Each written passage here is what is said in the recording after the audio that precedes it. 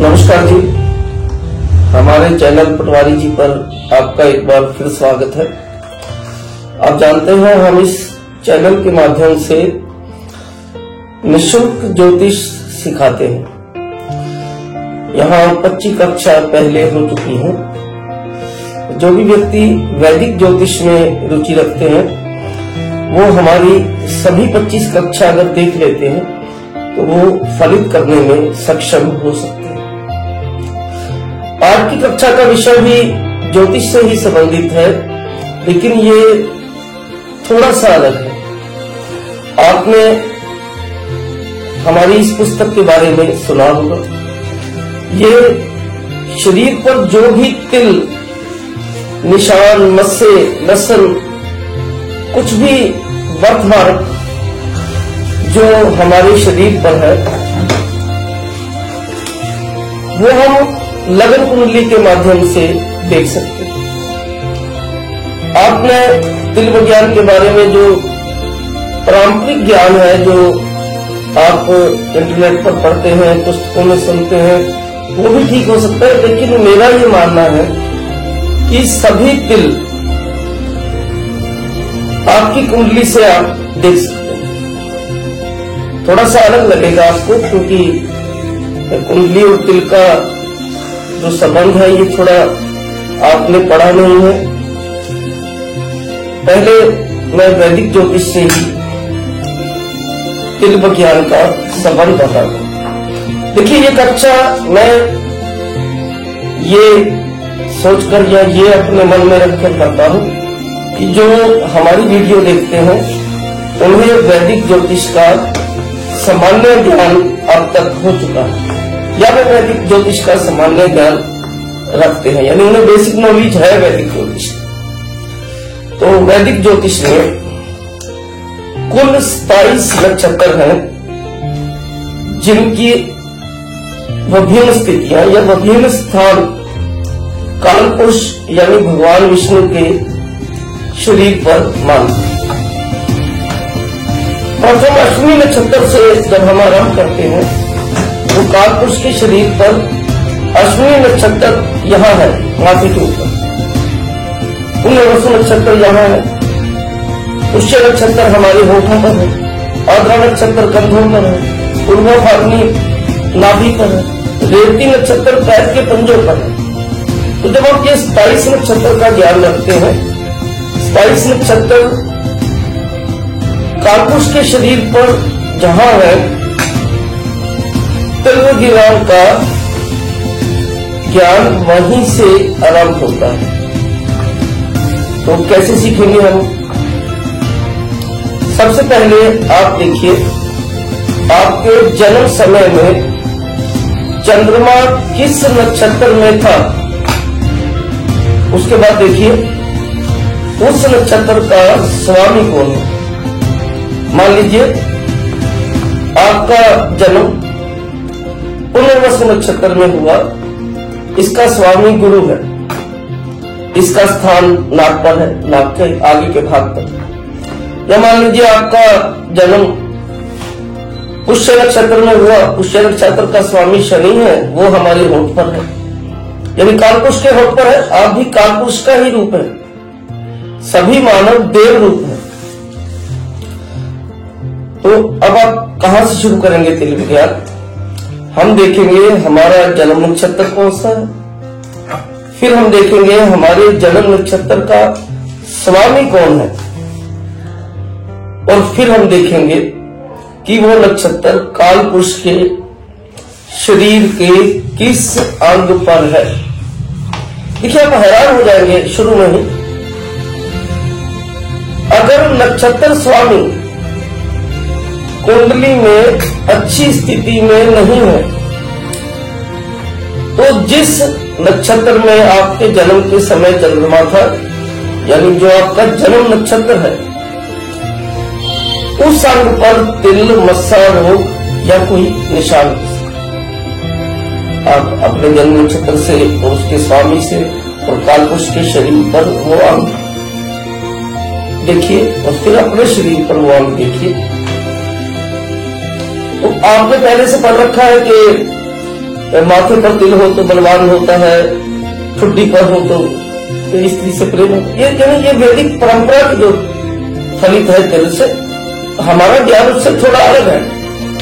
हम ये मानते हैं कि कोई भी तिल कुंडली में ग्रहों की स्थिति पर निर्भर करता है। ये तो एक भाग हो गया कि आप जन्म नक्षत्र से अपने शरीर पर तिल कैसे लेते। इसका दूसरा भाग है कि जन्म कुंडली के जो 12 भाव हैं, उसके आधार पर आप कैसे अनुमान लगाओगे कि किसी जातक के शरीर के किस अंग पर तिल है, या कोई रोग है, या कोई बर्थ मार्क है, लसन है। हर एक ग्रह का तिल या निशान अलग होता है। सूर्य के तिल गोल्डन कलर के होते हैं, सुनहरे। शनि के काले रंग के, मंगल के लाल रंग के, केतु के शहद के रंग के होते हैं। बुध तिल नहीं करता, चमड़ी पर रोग बना देता है। शुक्र के कारण सफेद दाग या धब्बे होते हैं। हर एक ग्रह, और गुरु के कारण कोई तिल नहीं होता। गुरु के कारण वो आपको विचित्र हो जाता है। अब चंद्रमा के कारण कोई तिल नहीं होते। चंद्रमा हमारा मन है। चंद्रमा अगर अशुभ स्थिति में है तो व्यक्ति मानसिक रोगी हो सकता है, साइको हो सकता है। शरीर के सभी 12 भाव तिल विज्ञान में थोड़ा सा अलग है। कालपुरुष के शरीर पर भी 12 राशि है, वहां भी मेष राशि हमारे माथे पर है, मीन राशि जो अंतिम है वो हमारे पैरों पर है। लेकिन तिल विज्ञान भाव आधारित है, यानी हमें राशि नहीं लेनी, हमें लेने हैं कुंडली के भाव। तो पहला भाव चेहरा है, लेकिन चेहरे की पर जो आंखें है ना, उसे हम पहले भाव में नहीं रखेंगे। सारा चेहरा पहला भाव है। दूसरा भाव हमारी दाईं आंख है। तीसरा भाव हमारा राइट शोल्डर है। चौथा भाव हमारी राइट चेस्ट और इसके पीछे का भाव। पांचवा जो भाव है वो हमारी नाभि से दाईं ओर आर्मपिट के नीचे, ये पांचवा भाव है। छठा भाव है कमर के जॉइंट से पैर के पंजे तक दायां पैर, यानी जो राइट साइड है ना वो। सातवां भाव हमारा नाभि प्रदेश है, हमारे जनन अंग है, लिंग और योनि। आठवां भाव फिर बाईं ओर कमर के जोड़ से लेकर पांव के पंजे तक लेफ्ट लेग, बायां पांव। नौवां भाव फिर नाभि के लेफ्ट आर्मपिट के नीचे। 10वां भाव छाती, बाईं छाती और उसके पीछे का भाव। 11वां भाव हमारा लेफ्ट शोल्डर और 12वां भाव बाईं हाथ। अब आप तिल देखोगे कैसे? आपको क्या देखना है? कुंडली के किस भाव में कोई ग्रह या ग्रह की युति अशुभ है। मान लीजिए 7वें भाव में ऐसी स्थिति है कि वहां कोई ग्रह अशुभ स्थिति में बैठा है या वहां कोई युति अच्छी नहीं है, तो नाभि प्रदेश पर तिल या बर्थ मार्क होगा और उसका डाइजेस्टिव सिस्टम भी डिस्टर्ब रहता है। लोग भी ऐसे ही देखते हैं, लेकिन तिल होना शुभ नहीं होता। अगर आप किसी की कुंडली देख रहे हो और ग्रह स्थिति से आपको लगता है कि शरीर के उस अंग पर तिल होना चाहिए और वो तिल वहां नहीं है, तो उस ग्रह के कारण जीवन में उस भाव से संबंधित जो अशुभता होगी, जो बुरा होगा, वो शीघ्र हल नहीं होगा। और यदि वहां तिल है तो समस्या आएगी जरूर। उस भाव के बुरे प्रभाव से जीवन के उस क्षेत्र में कुछ बुरा अवश्य होगा, लेकिन वो ठीक हो जाए। आपको शरीर के अंग पर तिल देखने के लिए लगन कुंडली देखनी। लगन कुंडली में सभी 12 भाव शरीर के किस अंग पर है ये मैं बता चुका हूं, इसे याद रखना।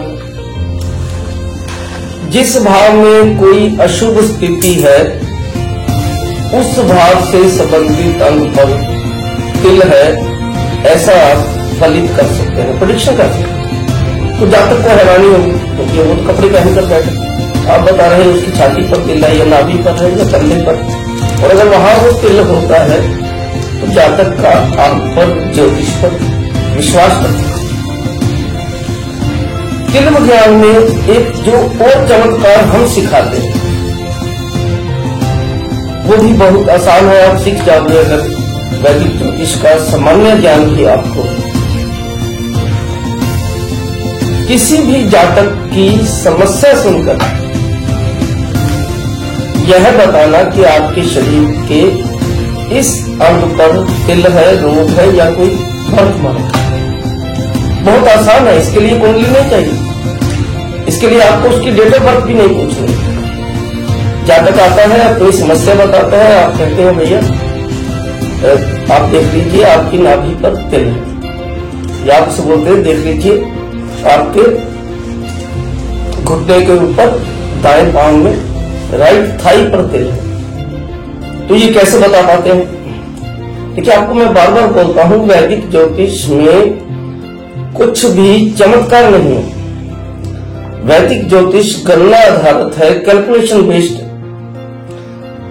तो अब सामने वाले को चमत्कार लगता है, कैसे अब वो आया है, उसने बोला है भैया मेरे परिवार में झगड़ा रहता है, या मेरी शादी नहीं हो रही है, या शादी हो गई है, पति पत्नी में मुटाव चल रहा है, तलाक की स्थिति बन गई। तो आप बोलिए भैया आपकी नाभि के पास, नाभि के क्षेत्र में या जनन अंग पर कोई तिल है, या यही तिल पीछे कमर पर है, नाभि के पीछे। तो किस नियम से मैंने बताया? समस्या सुनकर कैसे आप तिल बता सकते हैं, उसके लिए वैदिक ज्योतिष में 12 भावों के लिए जो विषय बताए गए, यानी कुंडली में जो 12 भाव होते हैं ना, वो जीवन के अलग अलग क्षेत्रों से संबंधित है।